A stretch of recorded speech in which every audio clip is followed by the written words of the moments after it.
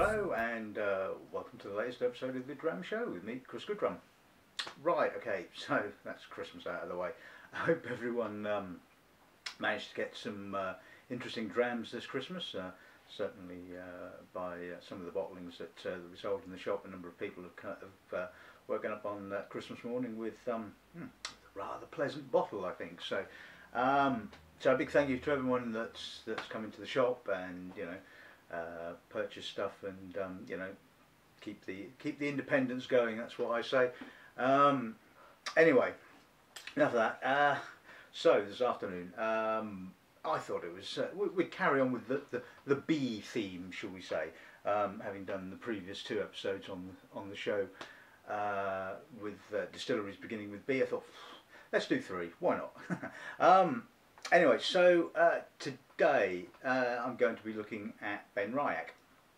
As you know, I did Glendronach not so long ago, and as you know that Glendronach's owned by Benriach, and Benriach sent me the samples, and so I've got samples, so I'm going to use them. So anyway, Benriach, interesting distillery. As all distilleries have a tendency to be, fairly largest distillery with a capacity of about sort of 2.8 million litres, which I think they've been increasing sort of year on year.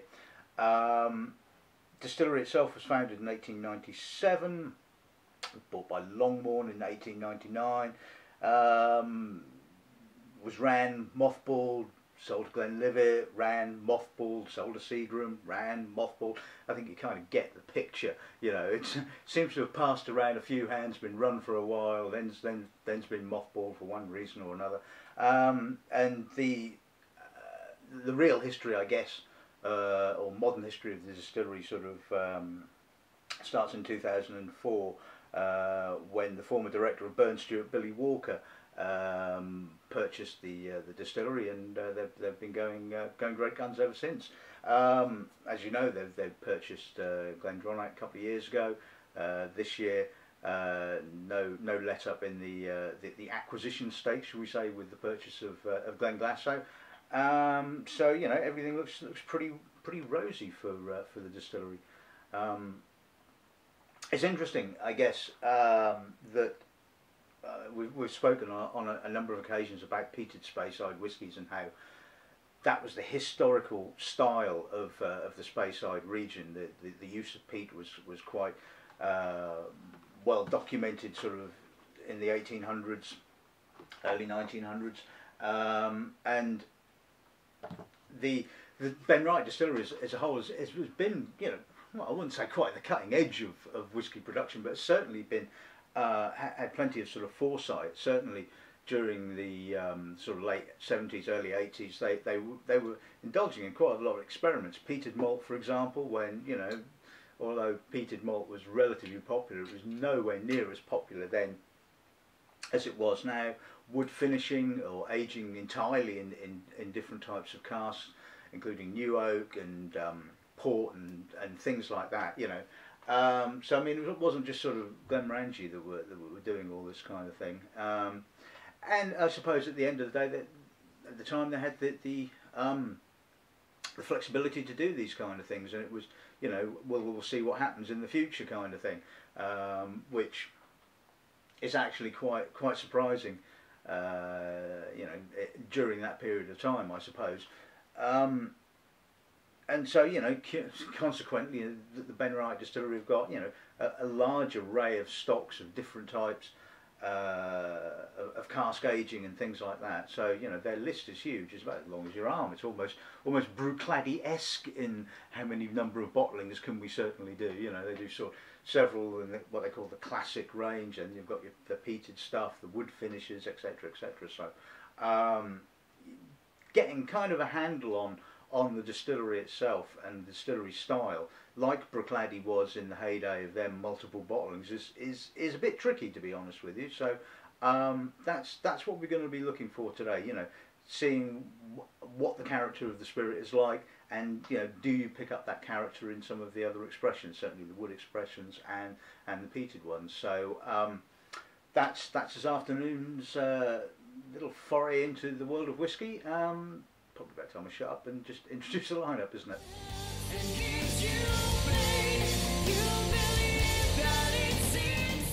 Right, okay, so this afternoon we're going to be starting with the classic, I suppose, the unpeated Spey. This is the 16-year-old, so should have a reasonable amount of maturity. Last time I encountered that, I wasn't overly enamoured by it, but we shall see how that one turns out. Then we'll move on to one of the multitude of cask finished whiskies that they do. This is the 15-year-old Pedro Ximinex finish. So Pedro Ximinex, a heavy sweet sherry, certainly needs some substance to sort of stand up to it, and we'll see whether Benriach certainly has that or not. Then we will be looking at two of the peated malts they do. This is the Curiositas 10-year-old bottled at 40%. As a number of you probably know, the original bottling of this was at 46%, and a lot of people have, shall we say, lamented the fact that it's now at 40%, saying it's nowhere near as good. Personally, I think the 40%, yes, all right, it is lacking that little bit of extra intensity, but I still think, you know, a very good bottling. So, and for a long time, the only distillery bottling of Benriach that I actually had on the shelves. So anyway, so that will be interesting. And this wasn't a sample from the distillery, because as you can see it's a full bottle. This is the second edition of Solstice, which is the heavily peated malt that they do, aged in, well, finished off in port casks anyway. I think it's American oak and then finished in port casks, I forget how long. Bottled at slightly higher ABV of 50%. So I think this is, you know, a nice cross section of the range that the distillery do, and well, quite looking forward to sharing this little lineup with you. So I think it's about time we made a start.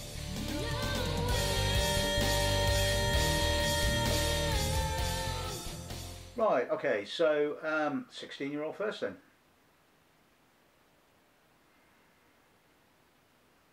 It's got some freshness. It's got some maturity. Some very almost gristy kind of barley. It's that sort of slightly dusty barley. A little bit of citrus. It's got a little bit of an edge to it. It's got that citrus is giving it a bit of verve. I mean, the last time I tasted it, it was a bit flat, I should say. I mean, this happens, you get bottle variation, batch variation, whatever. But this is actually really nice. It's got some nice depth, a little bit of the Speyside freshness, the citrusness. Some slight little bits of toffee now coming through. The oak is starting to sort of fill out and round, but I think that the main area of focus seems to be this sort of the dusty barley, and yeah, fragrant, aromatic, you know, yeah, that's a lovely nose. Can't disagree with that. Palate.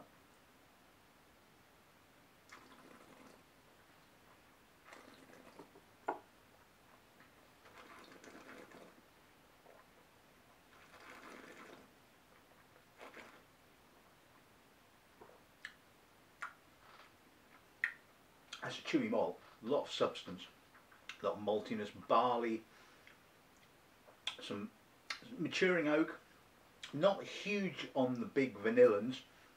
I mean, there's the oak is kind of sat nicely in the background. It's giving it some depth and some support.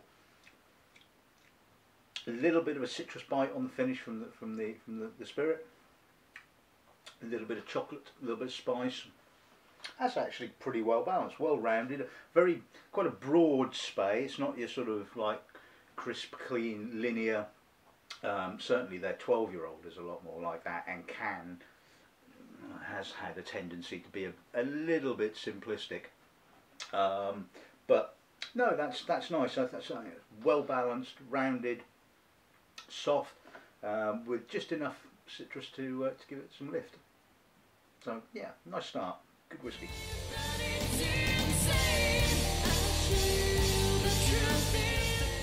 Okay, so on to the 15-year-old Pedro Ximinex finish. Now,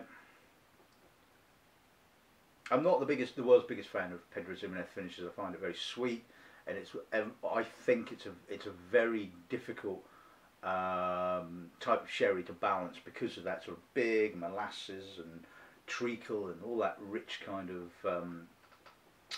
PX character. So let's see what the nose gives us then.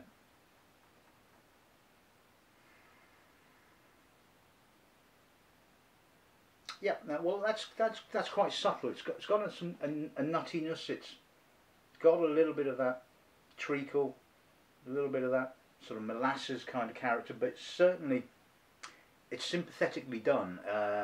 You certainly get the sort of the dusty barley that certainly you find here on the 16. That is definitely present, and there's a little bit of citrus. Again, I think it's been pretty well done. I mean, it's not the darkest of PX's finished whiskies I've ever come across, so I'm guessing that the finish wasn't that long. Probably should have checked on that one, but that's the way these things go. Yeah, so it's got a little bit of chocolatey, treacly to maturity. Again, it's quite broad and robust, with a nice aroma to it, some nice aromatics. From the nose, I think this is really well balanced. It's, yeah. Palate.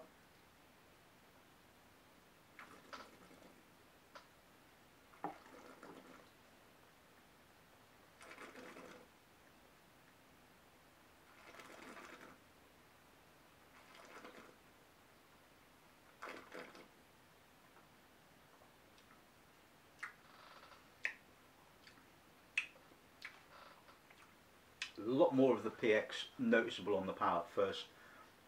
You're getting the sort of like the dried plums, raisins, dates, chocolate, toffee, wood spices. It's all up there. It's all in there. But it kind of sort of drops off, and as it drops off, the spirit is kind of left there. And I think a lesser robust spirit would have probably struggled at that point, but it's certainly got the depth and the roundness and the barley and the juiciness to kind of, once that sort of sherry is kind of like sort of tailed off, it kind of comes through, finishes with a lovely, almost salted caramel nuts, and yeah, that is very good. I mean, you know, if you want to do a finish, that's pretty much textbook. It's basically, yeah, right, get a big hit of the finishing cask up on the front of the palate. Then as it kind of like winds down, you get the distillery character coming through, and finishes with a lovely dry sort of citrusy finish. I mean, yeah, that's pretty damn good. I mean, can't argue with that at all. Like I said, pretty much in my opinion, sort of a textbook, you know, wine finish. And you know, certainly if you're using you know, something like of a PX type, which you have to be sort of careful with, that's pretty damn good going. So yeah, hats off. Very good whiskey, that.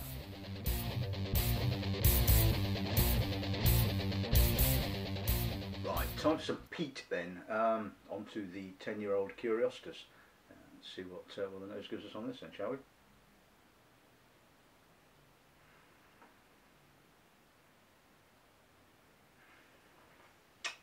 Well, I don't think you'd be surprised if I told you that it's got quite a fair degree of peat. Sort of lightly briny, herbal, but quite dry, quite creosote-y, tarry peat. But underneath all of that, it's got that, again, it's got that full, you know, barleyed spirit. Again, it's a really broad nose, but as we've seen from the earlier two bottlings, the spirit itself has a robustness, it has a depth, and it's certainly not one-dimensional. Yeah, I mean, it's not amazingly complex, but again, it's just really well balanced. There's some lovely peat, but there's character, there's you know, spirit is all not just, whoa, look, we're a peat monster. A little bit of violet, just a smidge of creamy vanilla. Nice nose, palate.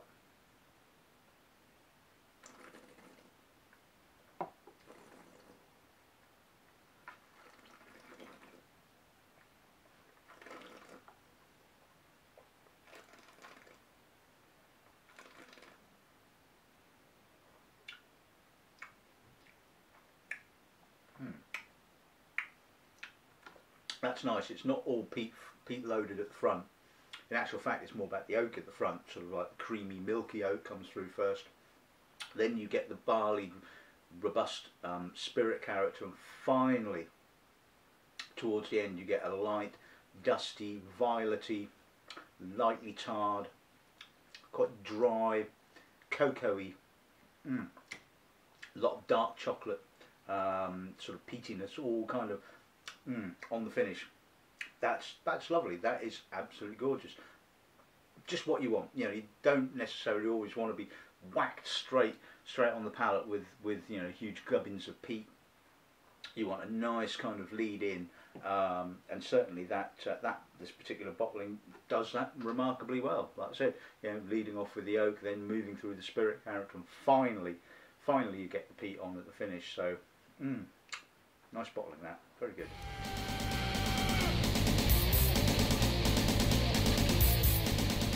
And finally, on to the Solstice. Look at the colour of that, will you? Apparently aged in bourbon casks and then finished in ex-Tawny port casks. Now, I have tasted the 15-year-old Tawny port finished one that they do, which I didn't think was anywhere near as well balanced as the PX. But you look at that colour, you think big peat, lots of port. Well, let's see. I'm always a little bit, you know, suspicious of you know, big heavy wine finishes and peat. Sometimes they can be quite jarring. But anyway, let's see what the nose gives us.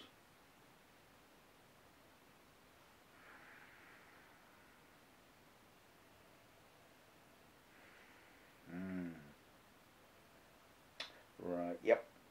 A lot of winey, plummy, red currant fruit to start off with, all with this luscious syrup coating. Again, though, there is the having tasted the other three, or certainly knows the other three, you can pick up on the character of the spirit. It's got, you know, like I said, it's got this kind of dusty barley, some spices. The peat is all kind of there, if you see what I mean. It's not really I mean, yeah, it's heavily peated there. I mean, you sniff hard, and it's kind of that kind of slab-like, you know, condensed peat. Yeah, condensed peat. That's good to me. Very oily. It's not very smoky and sort of there. It's very sort of tarry and oily, and it's like, you know, I imagine sort of picking up a slab of peat and doing that to it, you know. And it's remarkably well balanced. I mean, you know, you would have thought that with all these sort of big dominating flavours, heavy peat, port finish, the spirit wasn't going to stand an absolute, you know, earthly of coming through that. But yeah, believe me, it is definitely there. You can definitely smell it. It's a big one, this. It's seriously impressive. Palate.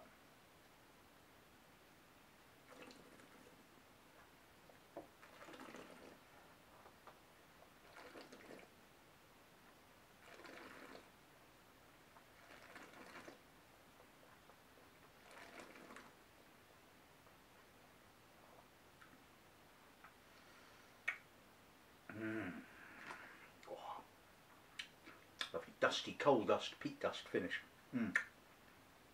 that is just there. You know, you put it in your mouth. You've got this huge, oily, creosote, tarry peat. You've got this big, juicy, red, dark, tawny fruits and spices, and it's all raw.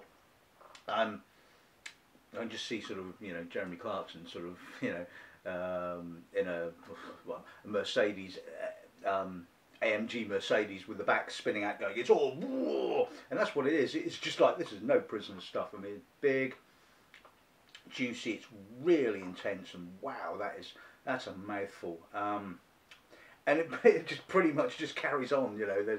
I mean, you can argue that there's no real progression. It kind of like, you know, gives it all right on the front of the palate, and then it just sort of, you know, just tails off, and it's pretty much the same throughout the length of it. But wow, that's lovely. Just really intense, and yeah, great malt, has to be said. And yeah, there is a bit of this, the distillery character just about lingering, certainly at the end, but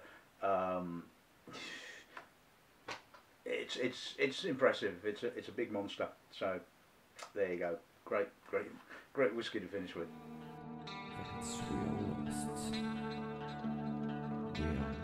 Right. Okay. So let's sum this little tasting up. Well, you have to say that. It's definitely a distillery with foresight. You know, who would have thought back in sort of like the late 70s and the 80s, you know, you'd start mucking around with peat again, and maybe they probably didn't do that much of it. You know, I guess a lot of it at the time, I think, was going off, and probably still a fair chunk of it still goes off to shivers. So I suppose maybe if they had a kind of, I don't know, a guaranteed contract, they know that they were going to be selling a certain amount of spirit each year. It did give them a bit of a you know, a leeway to sort of experiment, should we say? And well, you know, it's damn good that they did, because you know, as the peated malts became more and more popular over the last sort of 10 years or so, they were in the position to actually release, you know, a peated non-Islay with a bit of age, whereas most other distilleries were kind of, I suppose, playing catch up. It's not to say that, you know, some of the other distilleries don't produce interestingly peated malts, but a lot of them, you know, are no age statement, very young spirit, and they obviously don't have the sort of the back catalogue, shall we say, of casks that the Benriach have at their disposal. So undoubtedly, I suppose, when you have such a huge range of bottlings, that there are going to be some hits and there are going to be some misses. It is always the way.